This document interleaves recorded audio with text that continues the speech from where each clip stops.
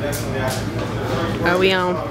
What's up? This is your girl Kim Woo with the Metro Proponent here with Kicking It with Ninth Wonder. Got a few questions for him. Where does the name Ninth Wonder come from? Oh man, I wanted a bunch of, I wanted my name to sound like a producer. You know what I'm saying? Like I wanted, hip hop producers have great majestical names. He has a ring to him. Just Blaze, Dr. Dre, DJ Premier, Swizz Beatz. Like these names, rang through the halls of hip hop. So I wanted a name that could stand the test of time. And there's a scene in Digable Planet's Ninth Wonder song. They have a song called Ninth Wonder, and in the video, Ish is turning the corner. He has a Brooklyn T-shirt. It's like the video, when you're 18 or 19 year old, that's the ultimate coolness for you to see him turn that corner. And he says, "I'm slicker this year. I'm slicker this year." So I thought to myself, if I can get my music to sound like as cool as him turning that corner, then I've got it. And that's when Ninth Wonder came from. Okay. Yeah. I think you probably heard that a lot, but I think a lot of people want to know still. They don't know. Yeah, exactly. Describe yourself in 3 words. Tired as hell.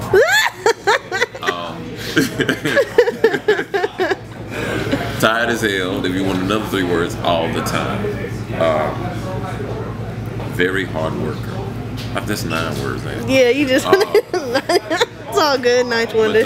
Yeah, man. That's my 3-word. Gotcha. Segments or whatever. Question from the fans. So you worked with Little Brother, Buckshot, and David Banner on exclusive albums. Who's next? It's funny that I'm right now. There's a record that I just put on Twitter that Chris Brown did, and he's rhyming. It's called Real Hip Hop Ish, and he's rhyming, like he's really rhyming on the track. And I was in Florida. A friend of mine turned me on to it, who was the DJ here, a guy by the name of DJ DR, and he turned me on to it. He said, "Man, you have to hear this Chris Brown record, man." I'm like, "Come on, man." And he's like, "No, I'm serious." He said it's a hip hop record, and I listened to it, and he's rhyming on it, like he's really going on it, and I love it. And so I reached out to him, and we'll see what happens. If you want to do some spitting, he on some rhymes, some beats. If you want to spit like he's spitting on that joint right there, we can do it, man. If he's certified to me, so that's what it is. All right. When you work on a beat, how do you know when it's done? I get that question a lot, and there's certain hip hop records that you hear that puts a tickle in your chest, and you know what I'm talking about. It's like a tickle in the chest when you first heard Electric Relaxation. Like you can't duplicate that feeling. You know what I'm saying? And there's certain records that just hit you every time they come on. So when I make beats, that's what I try to do. I try to make beats that put that tickle in your chest. I'm one of the producers that is good for creating the feeling. And it's that feeling that I get, that butterflies in the stomach feeling when I make beats or whatever. Because I want my beats to sound like life. You know what I'm saying? So that's how I know when I'm finished. If I reach to that point, then I'm good. Alright, sounds good. What's your opinion on the rap game today? I actually have a high opinion of hip hop now because we're getting into the age where you have 18-year-olds and 17-year-olds and 16-year-olds and 15-year-olds and 14-year-olds and 13-year-olds and 12-year-olds. Right around the time where I really got into to try to find out who I was. These age group of kids got 35, 36, 37, 38, 39-year-old parents. And if that's the case, they're being raised off Nas, Wu-Tang, Outkast, Mary J. Blige, Jodeci, Boys II Men. Just like my parents and my uncles and aunts raised me off of Commodores and Earth, Wind & Fire and stuff like that. So if that's happening, that means this particular generation is going to be way better than the ones that's like maybe 5, 6 years behind us. Because they really missed that Nas and Wu-Tang. But I met a kid the other day in Winston-Salem, and I asked him who was his favorite rapper. Who was his favorite rapper was? Who his favorite rapper was? He quickly said Nas, and he's 14. And I said, well, let me see if my theory tests to be true. I said, how was Nas your favorite rapper at age 14? And he said, My mom used to play Nas when she used to take me to daycare. And it made perfect sense. Like, I got it. Like, I get it. And so there's a lot of 14-year-olds and 13-year-olds. And my daughter's 10 years old, and she doesn't know who Waka Flocka is. But she knows who Nigga Baker is. And she knows like 6 Nigga Baker songs because of me. And she knows Tribe, and she knows, you know, she knows anything with that feeling. And because that's what I play for her. And so as long as that generation continues to do, you know, study that type of music, kind of recreate it in a new form, then we're good.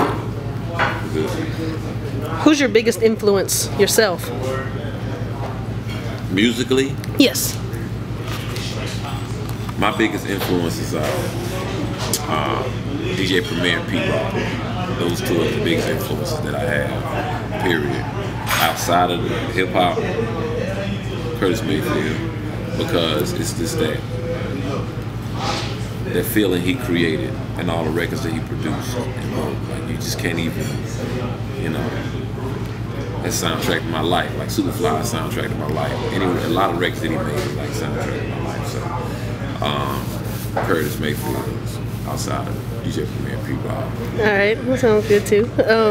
What's next for Ninth Wonder? More teaching at universities. I'm at Duke now. I'll be back at Duke next semester too, teaching a class called Sampling Soul. Interesting. Very. More teaching that I also go around to the university speaking. Like, I just came from UVA. I spoke. I did a seminar at Duke outside of my class. I spoke at NC State.